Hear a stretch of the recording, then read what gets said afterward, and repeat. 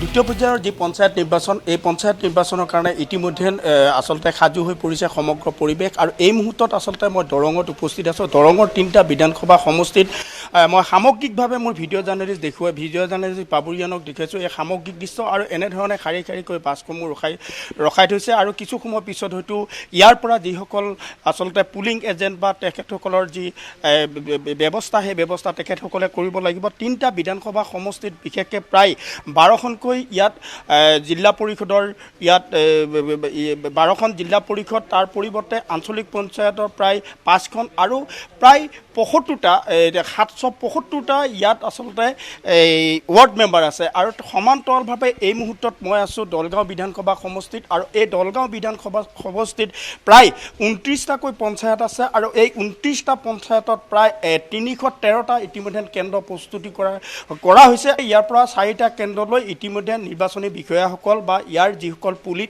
Agent তেখেতসকলক প্ৰেৰণ কৰা হৈছে। মোৰ লগত আছে নিৰ্বাচনী বিষয়াগৰাকী আৰু পোনে পোনে আমি জানিম আৰু সমগ্ৰ আচলতে পৰিৱেশ আমি দেখুৱাইছোঁ বিশেষকৈ কটকটীয়া নিৰাপত্তা বেষ্টনীৰ মাজত দলগাঁও এই যি বেছিক ট্ৰেইনিং চেণ্টাৰ এই বেছিক ট্ৰেইনিং চেণ্টাৰৰ পৰাই তেখেতসকলে আচলতে নিৰ্বাচন পৰিচালনা কৰিব।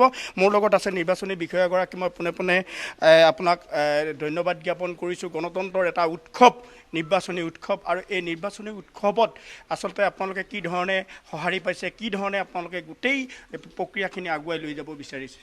নিশ্চয়কৈ আমি প্ৰায় নটিফিকেশ্যন হোৱাৰ পৰা নিৰ্বাচন যেতিয়াৰ পৰা এনাউন্স কৰা হ'ল সেইদিনাখনৰ পৰা আমাৰ প্ৰস্তুতি আৰম্ভ হৈছে। 1 মাহ জোৰা আমাৰ যিমান ইলেকশ্যনত ইনভলভ হৈ আছে প্ৰায় 2000ৰ অধিক মানুহ আমাৰ ট্ৰেইনিঙৰ পৰা আদি কৰি লৈ আমাৰ আৰক্ষী জোৱানৰ পৰা আদি কৰি লৈ গোটেইখিনি মানুহ ইতিমধ্যে প্ৰস্তুত হৈ উঠিছে। আমি একদিন আগতে 4টা টীম ইতিমধ্যে ৰাওনা কৰিছোঁ আৰু আজিও প্ৰায় 309টা টীম আমাৰ ৰাওনা হ'ব। প্ৰত্যেক টীমত হয় কিছুমানত 1+3 আৰু কিছুমানত 1+4 য'ত নেকি 1200তকৈ অধিক মানুহ আছে তাত এজন এডিশ্যনেল পাৰ্চনেল দি পেলাই আমি টীম তৈয়াৰ কৰিছোঁ। লগতে 2জন আৰক্ষী জোৱান থাকিব টীমৰ লগত আৰু তাৰ উপৰিঞ্চি আমাৰ ছিকিউৰিটি ফালৰ পৰা এডিশ্যনেল পাৰ্টিজ এডভান্স পাৰ্টিজ গৈ পেলাই মজুত আছে কিছু এৰিয়াত। গোটেইখিনি প্ৰস্তুতি আমাৰ তুংগত হৈ পৰিছে। আমাৰ টীমখিনি এতিয়া ৰাওনা হ'বলৈ ৰেডি হৈ আছে। সকলো দিশৰ পৰা আমি সাজু।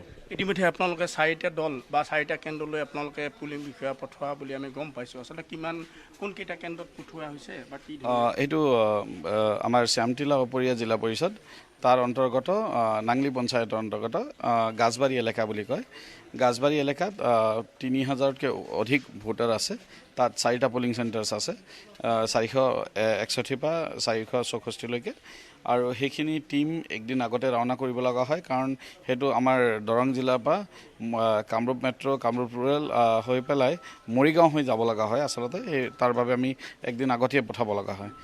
আৰু এই গোটেই বিষয়খিনি আপোনালোকে যেনেধৰণে আপুনি চাইছে আচলতে গোটেই বিষয়টো এই আচলতে নিৰাপত্তাৰ ক্ষেত্ৰতো কোনো ভাবিবলগীয়া বা তেনেধৰণৰ পৰিৱেশ নাই। আমি বিগত ইলেকশ্যনতো এছেম্বলি ইলেকশ্যন হৈ গ'ল তাৰ আগৰ পঞ্চায়ত ইলেকশ্যনতো তেনেধৰণৰ দলগাঁও LAC আণ্ডাৰত আমি কোনো তেনেকুৱা সেইটো দেখা নাই।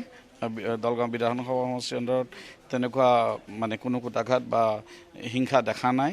আৰু আমি অকল এটা বস্তু ভাল ইয়াতে মানুহে ওতঃপ্ৰোতভাৱে ওলাই আহে, তেওঁলোকে মতদান কৰে আৰু যোৱাবাৰো আমাৰ পলিং পাৰ্চেণ্টেজ প্ৰায় 90ৰ ওপৰতে থাকে আৰু এই ক্ষেত্ৰত আমি পলিং পাৰ্চেণ্টেজ এটা ভাল সদায় দেখি আহিছোঁ। কিন্তু মুছাদ্দিক হুছেইন আপোনাক এই মুহূৰ্তত ধন্যবাদ জ্ঞাপন কৰিছোঁ।